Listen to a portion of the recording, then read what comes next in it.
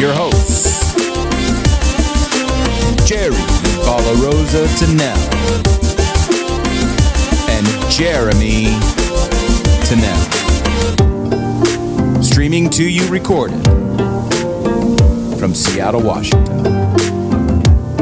Here we go.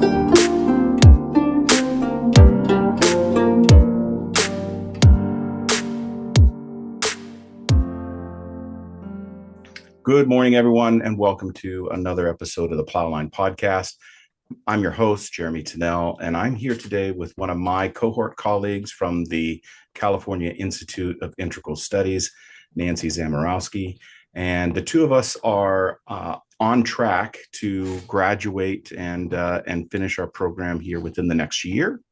And we're currently in our comp exam courses, which is the courses that you take as you're wrapping up your dissertation coursework and getting ready to write your dissertation.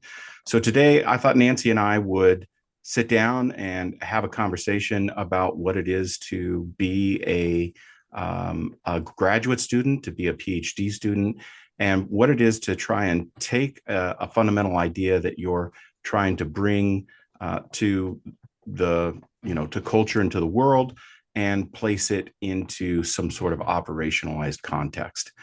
I'm going to have Nancy introduce herself. So Nancy, how are you? I'm good. Thanks for having me today. My name's Nancy. I am as Jeremy said, a PhD student at California Institute of Integral Studies in the Department of Transformation and Consciousness.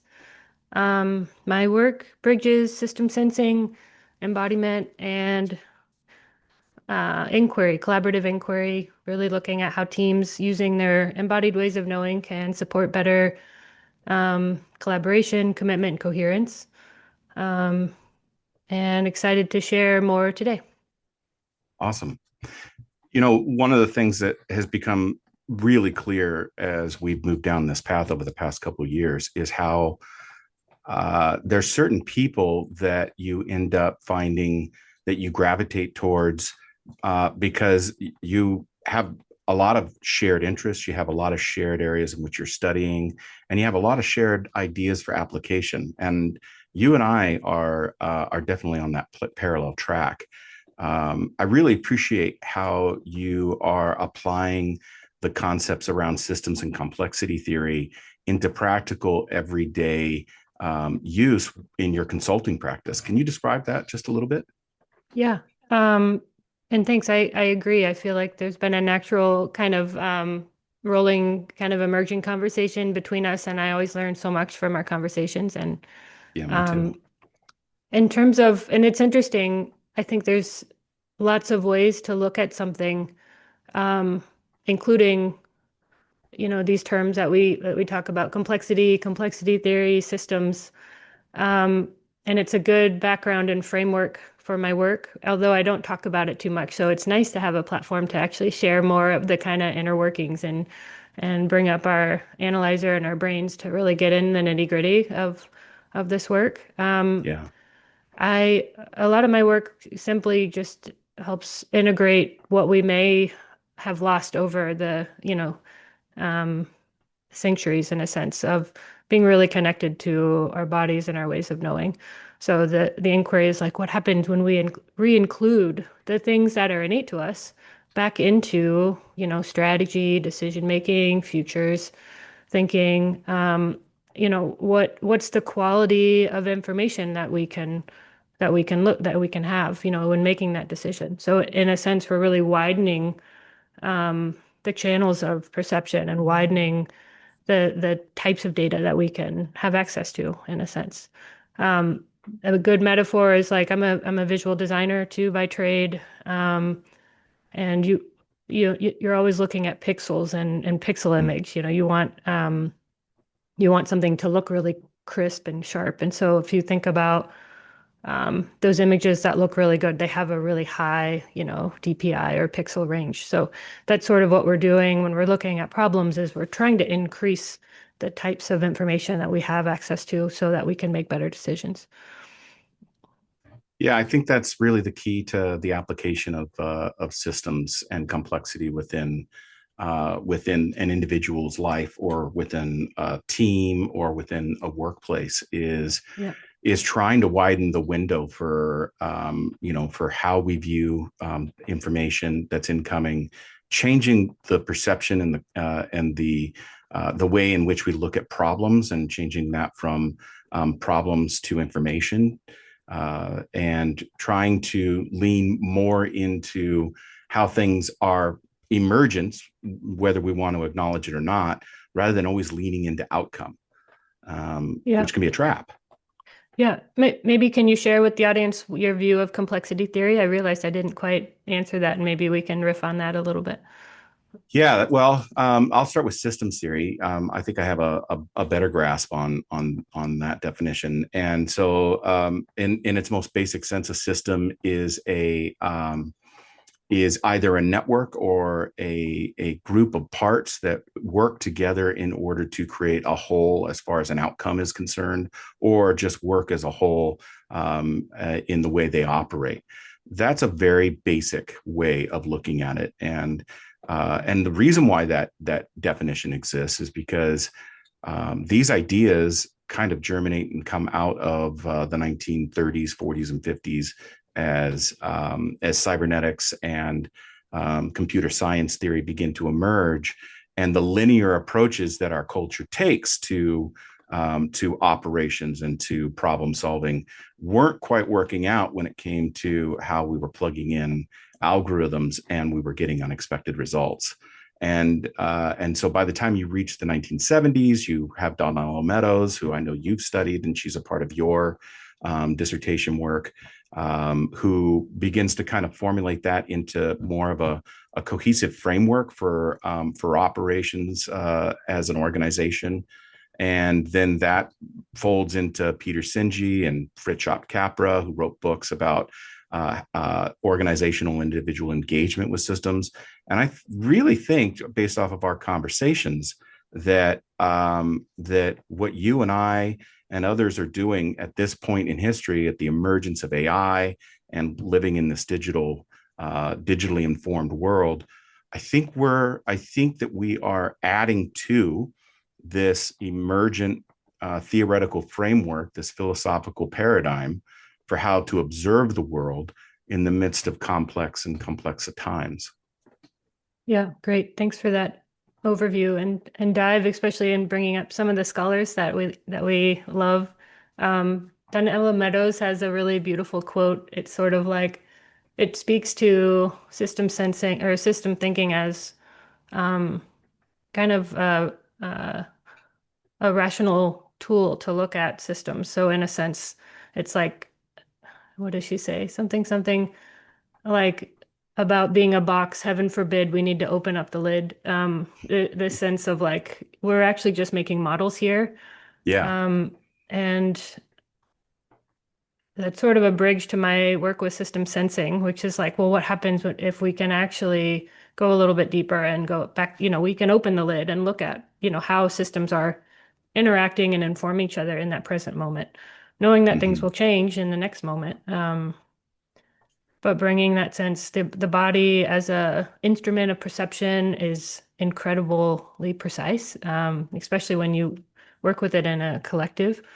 Um, and yeah, you're tapping into intelligence that I feel like is needed for this time. It's sort of the models of system thinking are really helpful, and there are ways in which we can actually open that lid and see what else is needed. What else do we need to know about something from a specific, inquiry and vantage point in that moment. Yeah. Yeah. Yeah, that's it right there. I think that Donella Meadows, your utilization of that metaphor, I think it typifies the place in which our work stands, and in true Cartesian fashion, where you break a whole down into its parts in order to understand it, in which the individual in all aspects, not just as far as human beings are concerned, is what is cherished. In that model, even the great systems thinker, well, that's not quite true, but the great systems thinkers were certainly trying to hint at the idea that we need to embed the human perspective into our systems models, because it's all out here. A system's out here, and all you have to do is kind of understand the model, and you can maybe, figure out where your leverage point is. What you and I are saying is, no, no, no. The human body is a node in the system in which we can actually step into the model, and we can influence systems, and acknowledge where they're influencing us, Yeah. Or through. it's an Go ahead. acknowledgement that we are part of the system and we do Yeah. influence systems. Yeah. And we can Right. we can create change through that node. Yes. Yeah. Yeah. Yeah. It brings awareness to it, right? We already are. Yeah. But that awareness is key.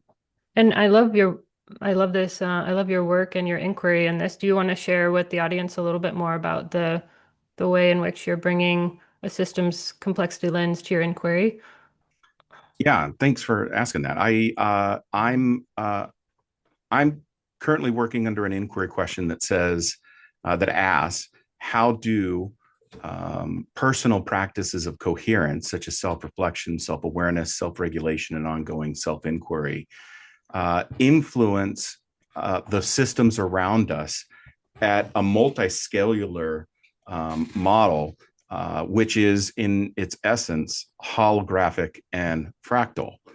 And so, in order to build that inquiry question into my dissertation, the first thing that I'm doing to give it a frame is I'm drawing in the current science of holographic and fractal physics and our understanding of the universe, so holofractal. And once that frame's kind of in place, it gives us an ability to figure out where we as an individual fit within that model, which I'm calling a node within the system. And then once we have that visual, I'm talking about, specifically in my dissertation, I'm utilizing heart focused or holotropic breath work in order to be an engagement for that. But there are many different ways in order to engage in systems work, and system sensing is an area in which you've done quite a bit of work with organizations on. Yeah. Yeah. Yeah, I appreciate um the lens of the holofractal and understanding the role that you can play, just in terms of your state of being within Mhm. a system, and knowing that just by regulating your body and your breath, you actually can influence the surroundings. There's definitely studies around that. Um, uh, yeah, I've seen them in my systemic classes, but I don't have the details from those. But yeah, in Yeah, I terms think. of yeah, go ahead. Well, I think the idea is if we want better systems, right? And we're Yeah, definitely living in a time in which we're kind of all saying we need better systems. If we want better systems, then we need better practitioners. We need individuals who know how to engage, because the concept of hierarchical authority, that's part of what's failing under the current emergent digital yeah, AI paradigm. yeah. There's a beautiful quote by Bill O'Brien that was um, uh, quoted by Otto Scharmer, who popularized the quote, and now I see it everywhere, which is the success of an intervention is determined by the interior conditions of the intervener.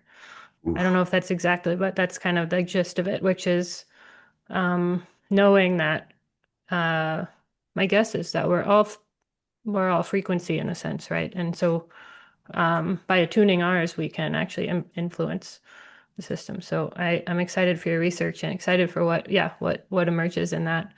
In terms of system sensing, it's a practice. System sensing actually is a broad term. for a range of approaches that use the felt senses to understand the wisdom of systems. And there are many practices and forms within that. One is systemic constellations or family constellations brought over by Bert Hellinger in the 60s and 70s. So these tools have been around and they work, for decades. And there's many studies on them. There's a lot of iteration in the field. So people are moving away from family systems and bringing these tools into organization settings and into networks and into structures. There are studies around engineering using system sensing or systemic constellations to see if to basically product test, before to see if all the nuts and bolts are in the right place and they're functioning well. It's a really fun study. And yeah, in any of these studies, maybe we can share on the tail end of this in the comments. Yeah. And the way that we look at it is, by we, I'm speaking to just a broad group of collaborators, and we look at it within a sense of social innovation. So Mm. the interesting piece about what connects our work together is knowing that, when you're looking at what happens often in these practices is you see the connection between the individual, the small group, so say a team of leaders, to the organization, to the ecosystem. And often those patterns, these are the patterns that arise through this process of using the felt senses over time. These patterns emerge and you can start to see the interconnections of, that this is happening in one individual, but it's also happening, the same kind of pattern is replicating. So if we want to actually make changes, we need to make changes at all these levels. And this is often the constellation kind of shares where those leverage points are to, influence the system at each of those levels. Yeah, so that it's a great tool for working with complexity, in the sense complexity theory looks at how simple interactions between many individual parts, in a system create complex, unpredictable, and self-organizing patterns and behaviors at a larger scale. So we're talking about Mm. markets, ecosystems, weather, anything that focuses on emergence and adaptation, Mm. rather than just individual components. So in a sense, this technology of system sensing is very ancient. Yeah. It's just bringing back what we actually have innately.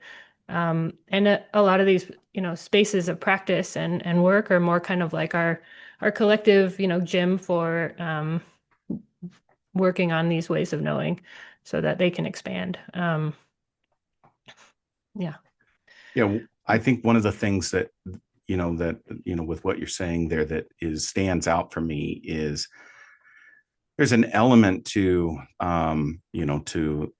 this work that we're doing in which first and foremost we're you might not be able to necessarily see its boundaries, and but it's more than metaphor. We're literally creating space, and not just space, but oftentimes spaces embedded within spaces. And with the system sensing that you've taken us through as a group and cohort members, one of the things that is very evident is that first and foremost through intention and you set a space around the group, and then one of the things that I think is really interesting is that we're always out here, right? We're always like looking out here for our information and for our answers. But system sensing encourages us first to move inward to our own space and sense into the system, whatever the system dynamic is that we're talking about within the intention space you've created, Yeah. or that we've created, and then come back into the whole space and perform our exercises, our conversation, and our groups and Yeah. system sensing. Yeah. That element of space is so vital. It's not just euphemism; it's very real. Very real. Yeah, you're speaking a little bit to process, which I can underline. It starts with an inquiry. you know, looking at systems through an inquiry helps create, in a sense, there's a saying in systems where if there's things that are unconscious, or not unconscious, but in the unconscious layer, that they want to actually be seen and recognized and acknowledged. So in order to create a scope or an understanding of what we actually want to emerge from these, practices, we need to create a boundary. So the inquiry actually helps us do that, creates a spotlight in what we want to see. And then the second piece is defining what parts of the system we want to look at. So these are what we call elements. Um, and there may be 3 elements or 5 elements. But often part of this is also that you need to place yourself as the person that's creating an inquiry or as the team that's creating the inquiry. You are always part of that system. So you need to name yourself as that. So we're always looking at systems from a view where we're included. That's one of the principles within these practices. And then within that process, there's a period of people taking, what we call roles or um, stepping into this understanding of what that element is from that perspective. So their job is just to say what's present for me in this moment. And so it's a practice of making the implicit more explicit and saying, this is what I'm noticing, this is what I'm feeling, this is what I'm receiving from this perspective at this moment. And then as other people start to speak, then that becomes a dynamic interplay of we go one step at a time. So what happens, from moment to moment is how we start to reveal what those patterns are. And then what you brought in is in that way of sensing, we're often dialing down our ways of, our cognitive ability. So we don't want our analyzer on board at that time. We just want to, hear what our body's saying, or what our senses are saying. But then there's a time to reintegrate all that back. So I think that conversation, we call that sense making.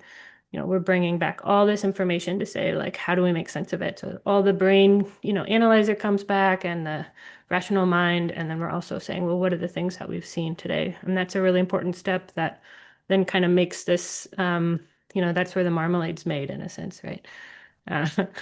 Put it all together. And then from there, teams usually have a clear step. And there's a sense of, because everyone was part of something and they experienced it, in a safe way. In a safe way, I mean, it wasn't like just sharing your emotions from moment to moment, but it's more like being part of something, being part of an experience that's often felt anyways, but not necessarily named. People generally they have a sense of shared authorship or shared ownership of something together. And so from that point, they're able to make these decisions that are better. And in your experience, when you've guided teams and organizations through this, and they come to that place where they have that share, they might come in as individuals, and then they come to this place. How does that change the dynamic within the boundary that you've set? There's usually a clear sense of what's underneath the question that they've asked. By underneath, I mean underlying patterns and dynamics that are shaping the current system. And so it's kind of like I love I think it's Donella Meadows' iceberg model. At the top, you have kind of what you see day to day or what you experience, which are events and actions. At the very bottom layer, you have kind of values. And so these practices can reveal those kind of bottom layers down to the value layer. And so you may sense of what's actually those layers are often hard to access with the brain, honestly. That's why they're kind of in the unconscious. So once those are made conscious, it becomes clear how to move forward in a way that's, healthier for that team. Yeah, that is that's an important distinction, and it's one that is incredibly not well known. We are living in a time in which there's so much information out there that in the past 20 years, the breakthroughs that have happened in neuroscience, in our understanding of how the brain works, in consciousness, are buried. And they're buried under, first and foremost, old paradigms, because that's where everybody resides. And secondly, by a mountain of information that some of it has something to do with those things. A lot of it has nothing to do with those things. There's just so much. But the reality is, and because this is our field of study, is that our understanding of cognition is dramatically different than what you and I grew up with, and the idea that cognition resides solely in the brain. And in fact, the cognitive system is certainly, the brain is a part of it as a logic problem solving center with over 1 trillion neurons, but the heart is also an intelligence center with a 50,000 neurons sitting in a little spot on top of the heart that looks kind of like a brain. And then the gut holds 1 billion neurons, and that's all connected by the largest nerve bundle in the body called the vagus nerve. And that is an incredible scientific breakthrough that is not common knowledge. In other words, your cognitive system does not solely reside in the brain.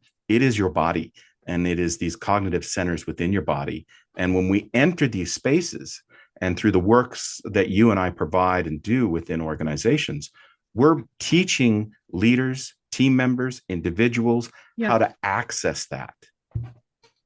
Yeah, and you're hitting on another theory here, an exciting kind of evolution of theory, which is enacted and embodied cognition, which is like we have intelligence all across, these channels that work together. And thank you for that. You have great articulation of that experience. Yeah, or that phenomena. Yeah. Well, I think that this is, and you and I've chatted about this quite a bit. I think this is the time in which we said, I truly believe that we are at a moment in human legacy and human history in which we as a collective are in the midst of making a decision. And that decision is either going to be made passively or it's going to be made actively. And if indeed we're going to make this decision actively, it requires practitioners, not practitioners of external examination. We're very good as a culture at that, at data mining, at breaking things down, at understanding how things work. But in the internal practice of the understanding and the world and the consciousness that exists within, and the problem that the challenge that individuals like you and I face is that the vast majority of people still reside within a paradigm that was constructed and built between the 16th and 20th centuries. And that paradigm no longer works.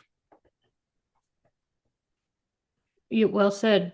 Yeah. And there's this, and what do you mean? Can you clarify what you mean by we're making, like, on the verge of making a decision? Is that more like these moment-to-moment decisions on our path, or like, I don't know, what do you mean by that? That's a good question. In the point that I was making, I'm specifically kind of referring to us collectively, but that's the hollow fractal nature of the scale, right? Going from ecosystems to organizations to teams to individuals, and then from those individuals, you've got families, you've got friends, you've got community, you've got, right, and so we have all of these boundary levels interlaced within each other that are scales of what it is to be a human being. And we live in a world in which we've been taught that hierarchical authority is how decisions are made. Hierarchical authority is how systems change.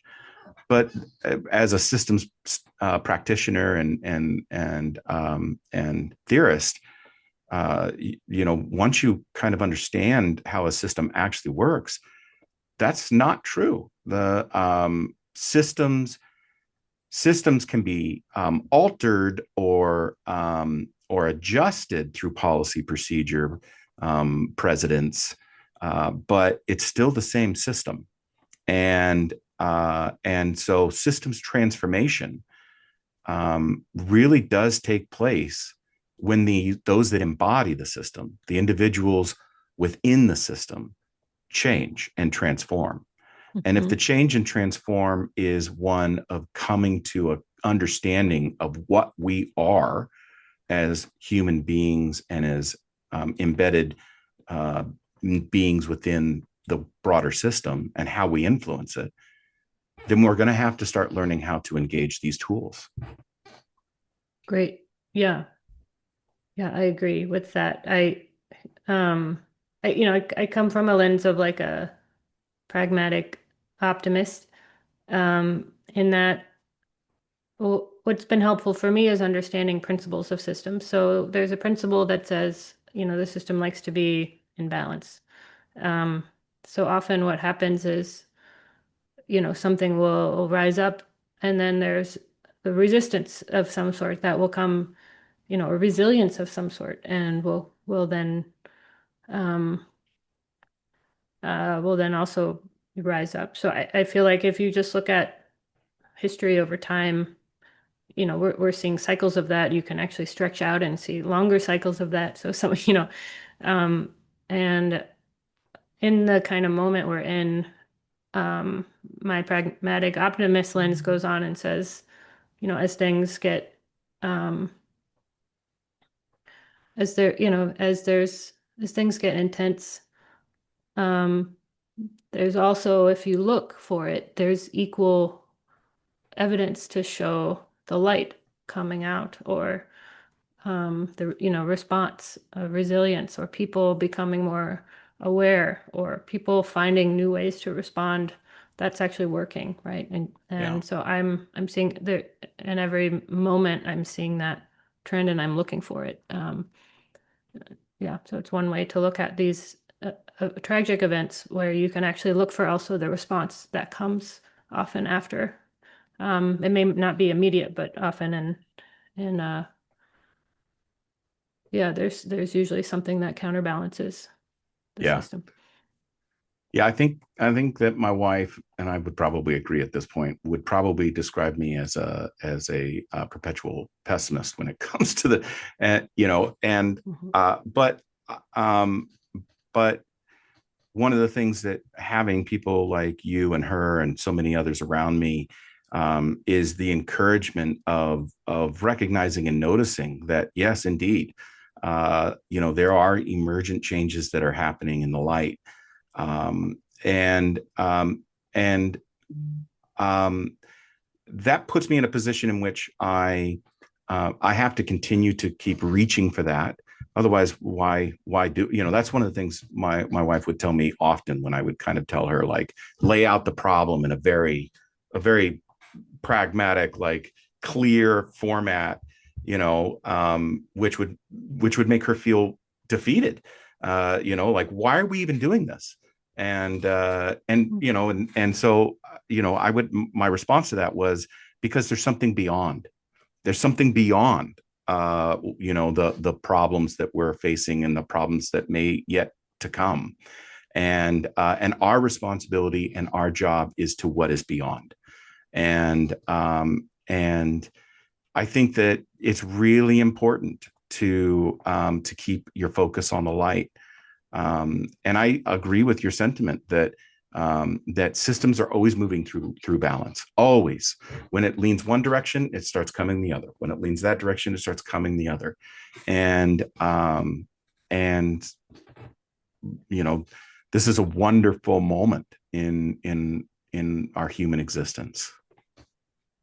Yeah, thanks for seeing that. I agree. And maybe this is a good place, I don't know about you, but a good place to close, where it's like we're arriving naturally at this outcome of what we want, in a sense of futures that we can all be part of, whether we call that better futures, or futures in which we've shaped them actively. There are tools in which that can support that. I think you said keeping that focus on something better, but also through the present moment, through these tools, they're actually working with what are those patterns in this moment that we can shift. Yeah. Yeah.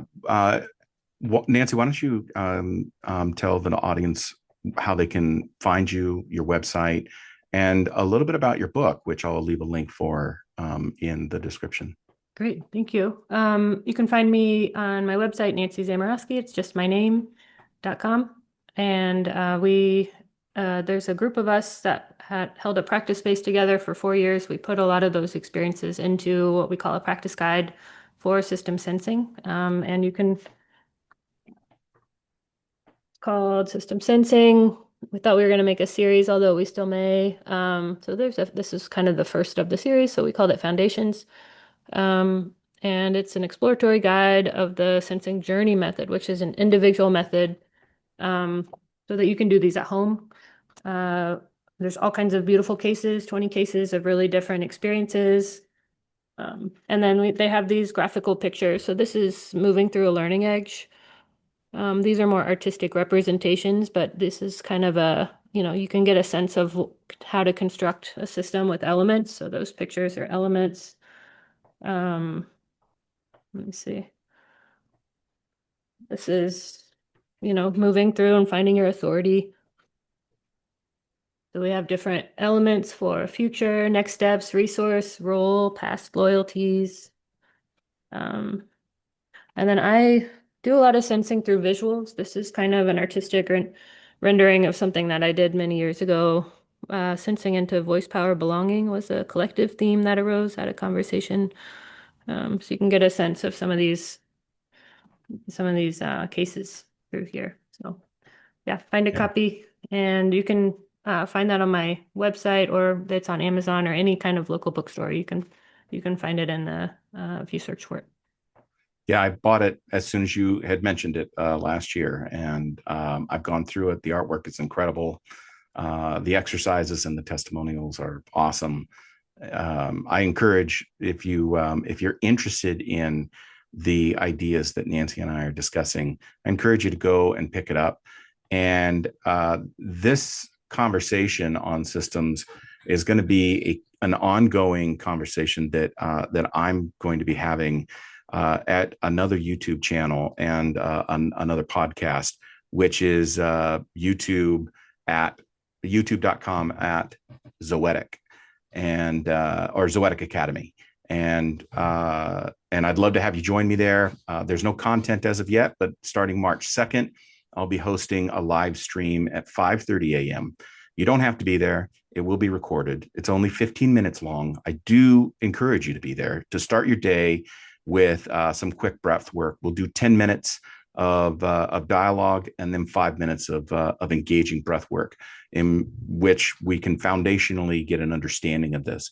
I also encourage you to dig in and understand the concepts around systems and complexity, because we are living in a time in which the paradigm that we were raised with doesn't fit what's emerging out of our current world. So if you're interested in systems and complexity and how it can work as a lens to be able to view and see the world, not just to create models, but to step into them, then please, by all means, follow me at Plowline. You can also follow me at patreon.com/Plowline Productions. Nancy, thank you. Yeah, likewise. Great to be here. Yep. All right. We'll see you next time. Yep.